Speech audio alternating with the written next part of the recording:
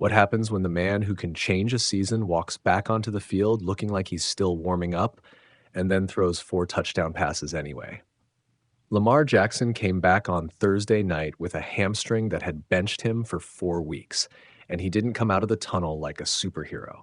He was guarded, measured, the kind of quarterback who avoided the instinct that made him Lamar, scrambling, improvising, taking off and turning broken plays into highlight reels. You could see it. He rarely ran. He looked tentative in ways that make you hold your breath for a second. Then he threw 4 touchdowns, and the scoreboard read 28-6. The rest of the story is the kind of messy, beautiful sports thing that reminds you why you watch. Let's not pretend the moment wasn't fragile. Hamstrings are funny injuries. They don't just heal in a day, they sit in your head. For 4 weeks, the Ravens practiced without their engine, and everyone asked the same question: when Lamar's back, will he be him? The answer against Miami was complicated. Not entirely, not yet, but enough to flip the outlook for a team sitting 1-5. That's the weird math of football. You don't need perfection to change the equation. You need presence.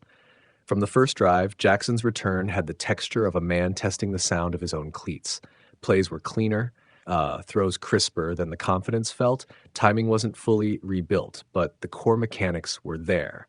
He didn't rip off runs, and that mattered, not because he couldn't, but because he chose not to. Maybe it's prudence. Maybe it's a coach whispering caution. Either way, Baltimore found other ways to win. 4 touchdown passes later, and the Dolphins didn't reach the end zone once. That's not luck. That's a leader exerting control even while he's not at 100%. And then there was Miami. Oh boy. The Dolphins looked like a team taking a turn through a comedy of errors. A first-quarter fumble deep in their own territory gifted Mark Andrews a touchdown. A false start turned a daring 4th-and-1 into a 35-yard field goal try, which missed. 2 defenders literally ran into each other on a play and felt like cartoon characters, setting up another Andrews score. Later, a miscommunication on 4th-and-2 left Tua's pass wildly overthrown. At the half, instead of a miracle Hail Mary, the Dolphins took a sack. Coach Mike McDaniel called it self-inflicted wounds, and that's a kind way of saying Miami shot itself in the foot repeatedly. These mistakes aren't just bloopers on a blooper reel. They're a window into a team that can still move the ball. Remember, they beat Atlanta 34-10 last week, but can't execute when it matters. Penalties, misreads, timing failures, those add up. Against a team with even an inkling of momentum, those small errors become big deficits. And Baltimore, with Lamar throwing 3 and 4 touchdown drives, turned Miami's chaos into scoreboard dominance. Let's talk about the Ravens' defense for a second, because they deserve it. This unit was a question mark earlier in the season. Injuries made them porous, play calling inconsistent. But Thursday night marked a shift. The defense, which had been slumping, showed up when it mattered. They created that pressure that forces mistakes. When Tua and the Dolphins tried to play, they found the door closed. Miami didn't reach the end zone. Not once. That's not a fluke. That's structure, schematics, and a front seven who remembered how to bite. But make no mistake, this night belonged to Lamar in terms of narrative. 4 TD passes from a quarterback who was cautious about using his legs. That's the kind of paradox that flips headlines. When you can lead without your primary instrument fully tuned, you're more valuable than a stat line. You're a lever. Teams that have Lamar have a shot every week. Teams without him are counting faces in the crowd. That's the practical reality the Ravens got to feel again. Their ceiling isn't scratched yet. There's a longer arc here too. The Ravens were 1-5. That is, by most measures, a season teetering toward end it and start over. But football isn't math so much as momentum. A win like this is a tidy pivot. It doesn't fix everything. They'll play tougher opponents, but it clears the fog. The offense looks different with Lamar under center.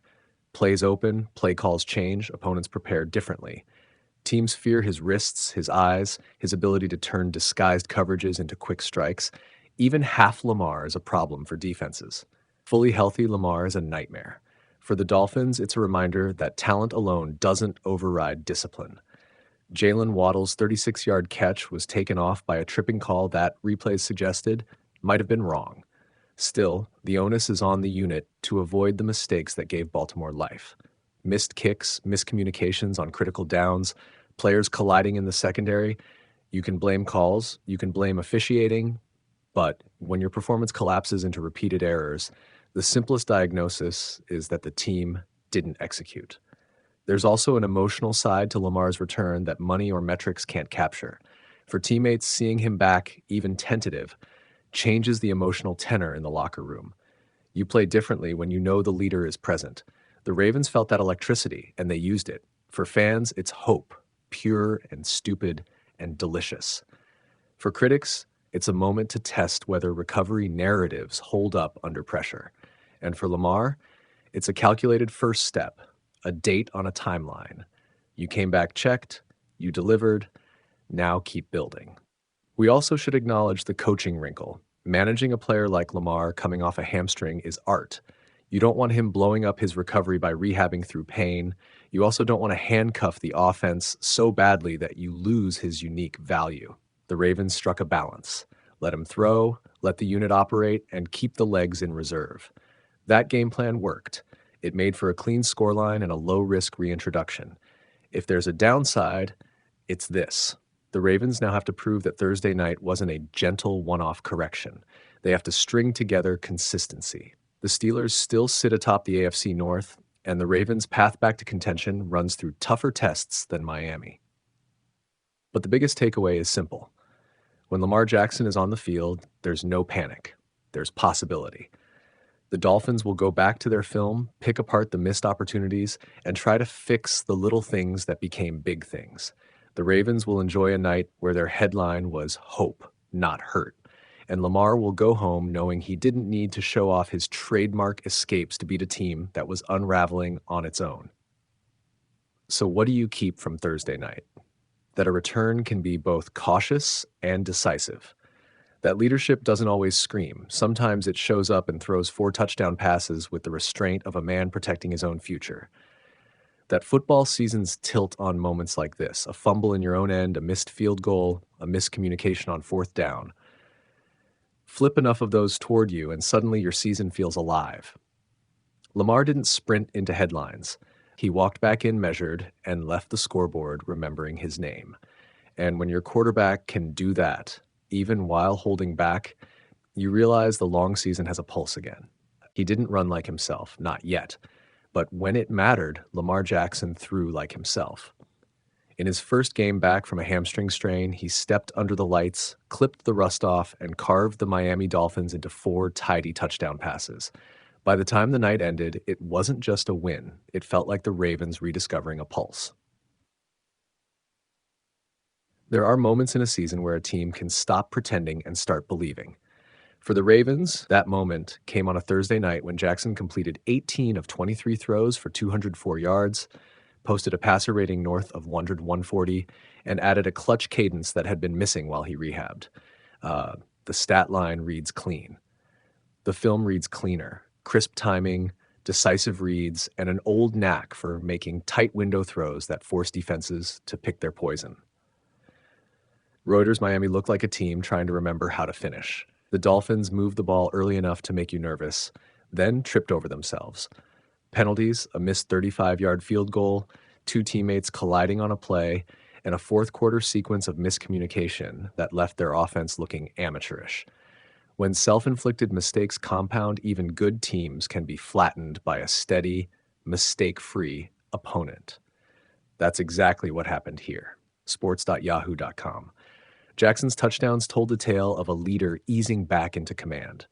2 went to Mark Andrews, the kind of tight end chemistry you build with timing and trust, and another found Charlie Kolar. The cake was iced when Rashod Bateman caught a 9th minute of the third-quarter strike that made it 28-6 and finally ended the suspense. Those throws weren't fireworks so much as surgical strikes, precise, purposeful, and impossible to politely ignore. Reuters. What felt most promising wasn't the sheer number of touchdowns, but the choices behind them. He didn't need to recreate his scrambling highlight reel to be dominant. Instead, Jackson picked apart the intermediate seams, put the ball where his guys could make plays after the catch, and trusted an offense that has been grinding to find its identity. That's advanced level quarterbacking. Manage the variables, let the playbook breathe, and pounce when the defense shows a weakness. BaltimoreRavens.com. You can't write a line about this game without mentioning Derrick Henry. The veteran runner put up 119 yards on 19 carries, chewing clock and bad angles alike, and gave Jackson comfortable down and distance looks the Ravens desperately needed. When your run game can grind the middle and your quarterback can turn seam throws into touchdowns, you've built an evening that's resistant to flukes. That balance turned a nervous first half into a decisive second half statement. Reuters, defensively, Baltimore made corrections after a tense opening. Miami had chances in the first half, a couple of drives that should have yielded points, but the Ravens tightened schematically and forced a couple of turnovers that swung momentum. When an opponent's mistakes pile on top of your execution, the scoreboard stops being a suggestion and starts being a verdict. The Dolphins, who simply couldn't find a consistent answer, left South Florida staring at a 2-7 record and a lot of hard questions. Sky Sports, there's also a psychological angle. A franchise can survive a 1-5 stretch if it's still certain it has a star who can tilt games. The Ravens' season wasn't rescued in one night, but it was reframed. Jackson's presence recenters the offense. His ability to read pressure, buy a fraction more time, and then make a throw converts doubt into opportunity. For a team that was asking whether it could still compete, this was an emphatic yes, at least for now. ESPN.com. Does this mean everything is fixed? Of course not. Hamstrings are delicate things. Confidence returns at its own pace. You don't get your old quickness back simply because the uniform fits again. But Jackson's limited rushing, deliberate, cautious, was the right play. He walked back into the pocket with more of a conductor's patience than a daredevil's swagger, and the result was football that felt both veteran and fresh. That's a good sign for the stretch run. ESPN.com. For Miami, the assignment is simple but brutal. Clean up the basics. You can't win on the road if you miss the easy plays and gift the other team field position. Penalties, blown assignments, a missed field goal, those small failures compound into a loss that looks worse on tape than it does in the box score. Mike McDaniel's group has talent, but talent needs structure. The Dolphins showed flashes, they just couldn't keep the lights on. FoxSports.com.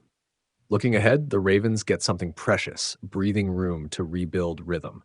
The NFL is a league of runs and streaks. Sometimes the difference between a midseason panic and a playoff push is a single performance that restores belief. Jackson's return didn't erase the early record, but it did provide a blueprint. Run the ball, protect your quarterback, and let the playmakers work in space. Do those things consistently, and you make up ground faster than you think. Reuters. Close your eyes and picture the final image. Jackson in the locker room, jersey damp, voice steady, saying it felt good to be back. Not triumphant, not theatrical, just realistic and hungry. That's the mood you want when a season hangs in the balance, humility plus competence. The Ravens didn't solve every problem on Thursday night, but they reminded the NFL they still have their ace. For opponents, that's the part you hate to see. For Ravens fans, it's the first true breath in weeks. ESPN.com. And if you're keeping score in story arcs rather than wins and losses, a hamstring that sidelined a superstar turned into a comeback night that recentered a team. The NFL is relentless. It offers no refunds, but it does give second acts. Lamar Jackson just wrote one down in Miami, not the whole sequel, but a strong opening chapter.